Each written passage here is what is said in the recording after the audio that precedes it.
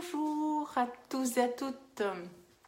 Je vais attendre quelques instants que tout le monde soit averti du live, que tout le monde prenne conscience qu'il y a un live et que tout le monde se connecte.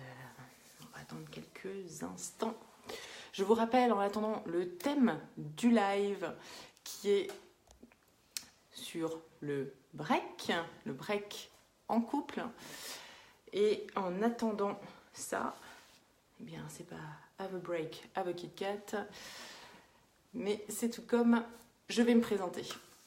Donc je suis Sandrine Thépeau, Love Coach, fondatrice du blog trouveramour.net.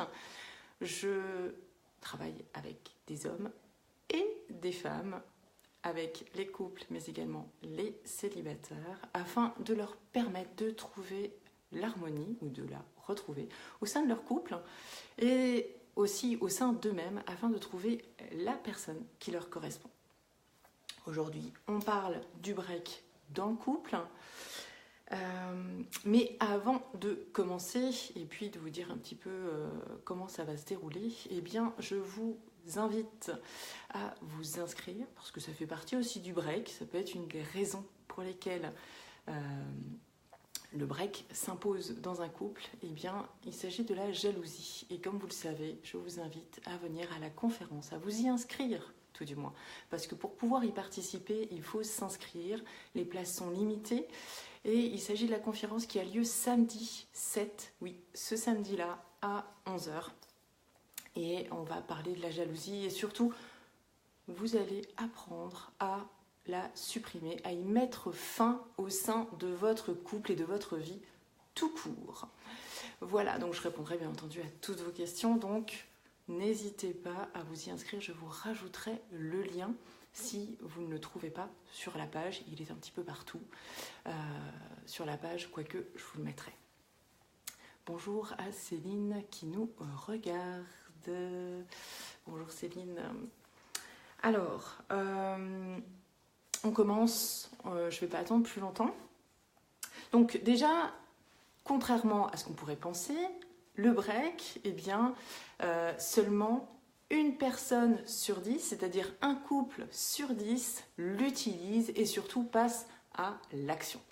C'est un peu surprenant parce qu'on en entend toujours parler, faire une pause en couple ou bien se séparer, ça dépend comment on le dit.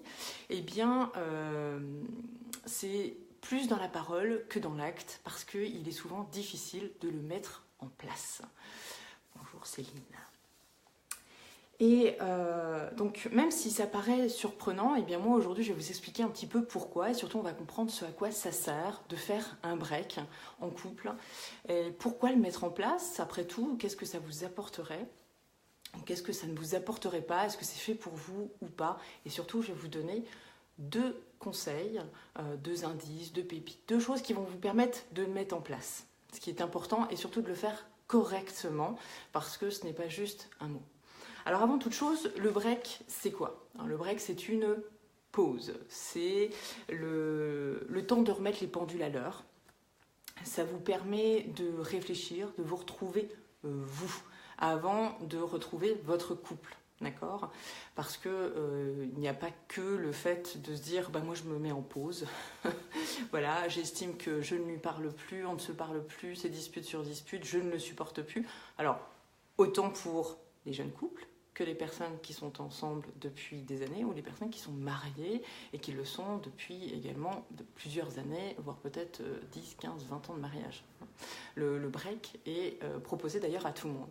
Et à quoi il va servir ? Parce que ce terme anglophone, il est bien beau, mais ça sert à quoi ? Eh bien, ça vous permet vraiment de séparer les corps, non pas juste dans les mots, mais de se séparer vraiment. Si vous vivez ensemble, eh bien, il va falloir vous séparer vraiment l'un chez l'autre. Retourner au tout début, en fait, de votre relation. Faire un point, mettre un blanc, mettre vraiment une distance entre vous deux, de façon à pouvoir vous retrouver, réfléchir, penser à la situation. Ça peut être même alors peut-être pas une substitution du divorce, au divorce, mais ça peut vous aider avant le divorce pour savoir si oui ou non, eh bien, il est nécessaire de se séparer, d'arrêter la relation ou pas, ou peut-être même de divorcer et de passer aux choses sérieuses. Maintenant, que vous ayez des enfants ou pas, ça vous concerne et vous pouvez également le mettre en place. Et là, c'est ce qu'on va voir, puisqu'en fait, je vais vous donner, comme je vous l'ai dit tout à l'heure, 2 conseils pour pouvoir le mettre en place. Un break, ça ne se prend pas comme ça sur décision, seul déjà, ça se prend à 2. Même si on ne se parle plus, ça permet de retrouver la communication, d'une part, même si c'est le temps de mettre le break en place. Ça ne se fait pas sur un coup de tête non plus, sans prévenir l'autre, bien au contraire, il faut échanger à ce sujet. Alors, échanger, mais sur quoi, pourquoi, comment, c'est juste une pause dans le couple, ça n'est pas qu'une pause. Et on parlera des enfants juste après. Donc, je vous dirais tout simplement que le premier indice, juste prioritaire, ça va être de déterminer l'objectif de ce break. Alors vous allez me dire, justement, c'est pour faire une pause, pour s'y retrouver. Non, chacun a un objectif à atteindre. Si vous ne savez pas pourquoi vous faites un break ou dans quel but vous le faites et ce que ça va vous apporter, ça sert strictement à rien.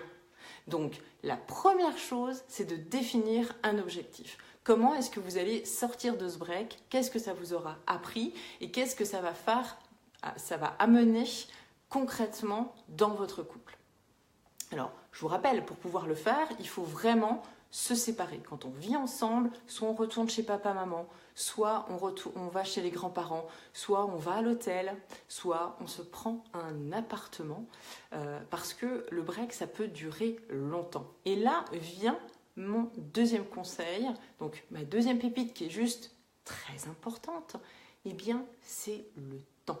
Sachez le temps que vous allez mettre à faire en fait ce break. Combien de temps est-ce qu'il va durer? Bonjour Gabriel qui vient de se connecter. Je dirais que si vous commencez un break, vous le commencez quand? Maintenant, tout de suite? Vous commencez demain? Pourquoi demain? Et quand est-ce que vous l'arrêtez? Parce que ça peut durer vitam aeternam. Sachant que vous avez un objectif à atteindre. En combien de temps est-ce que cet objectif doit être atteint? Si aujourd'hui vous commencez vous vous séparez, mais vous ne savez pas si vous allez vous retrouver, sous quelles conditions, dans combien de temps, eh bien sachez que si jamais vous avez des enfants, parce que ce n'est pas le cas pour tout le monde, et là j'en viens donc à la fin du 3e indice, on peut dire, eh bien ça va être de tout simplement l'intégrer aux enfants. C'est pas parce que le père ou la mère va partir, parce que ce n'est ni l'obligation de l'un, ni l'obligation de l'autre de partir, mais la séparation est juste essentielle pour se retrouver et faire un point, eh bien il faut l'intégrer, en parler tout simplement aux enfants. Ne parlez pas de votre vie de couple, le couple a existé avant l'enfant. Mais si vous lui en parlez, vous l'introduisez naturellement, comme quelque chose de naturel, sans vous comparer aux parents de ses copains, copines, eh bien vous aurez largement plus de chances à ce que ce soit accepté et que l'enfant puisse aussi l'accepter, trouver ça normal que papa ou maman s'en aille, se séparent et reviennent plus tard. Ce ne sont pas des vacances. Le but n'est pas non plus de mentir. Et le but d'un break n'est pas non plus d'aller voir son amant ou d'en profiter pour voir si l'herbe n'est pas plus verte ailleurs. D'accord? Donc, je vous rappelle, un objectif, 2, on mesure le temps que ça va durer et surtout, si vous avez des enfants, parlez-en. Voilà. Bien entendu, on peut faire un break en étant accompagné et c'est fort recommandé de façon à ne pas se laisser influencer par les personnes qu'on a autour de nous et chez qui on va peut-être aller pour faire ce break. Donc n'hésitez pas à me contacter si vous avez des questions à ce sujet. Je me ferai un plaisir de vous répondre.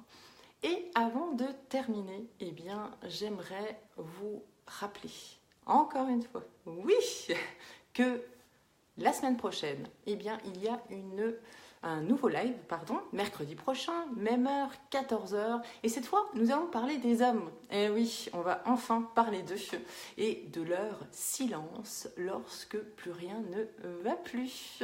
Je pense que ça va en intéresser plus d'une.